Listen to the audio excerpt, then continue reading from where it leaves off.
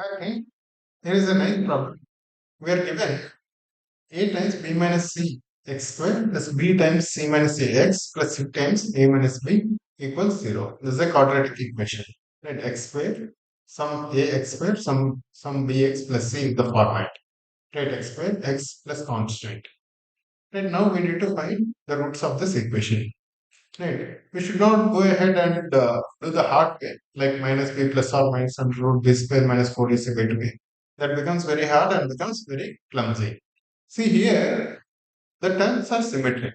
You can see a times b minus c, b times c minus c, c times a minus b. Let us use this symmetric structure, right? Because if you see this is actually equal to 0. What does that mean? When x equals 1, this equation actually becomes 0.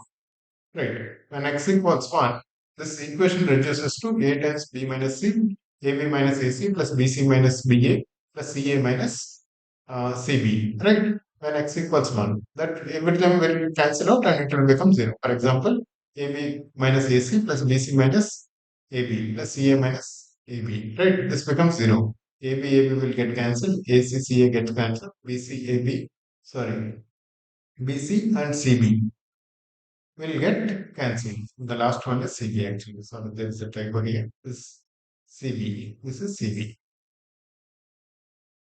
This is CB. Everything will get cancelled when x equals 1. That automatically means x equal to 1 is one of the roots. Now, we also know in a quadratic equation, the product of the roots is this c term, this term by this term. If the equation is ax square plus bx plus c, that is this coefficient by the coefficient of x square. Right. One of the roots is already 1. And 1 times the other root is c times a minus b by a times b minus c. That automatically means the other root is actually this one, c times a minus b by a times b minus c. Otherwise, the product will not be equal to this, right? One of the roots is 1. Obviously, the second root has to be this. That's how, that is the only way the product will be this. Right, guys? It's such a nice problem. Just by looking at the length of the problem, we should not worry and try to go in the long way. We should look at the symmetry and try to use the symmetry. Most of these problems, there will always be some hint, which is hidden in the problem itself. We should try to take advantage of that. Right, guys? Thank you.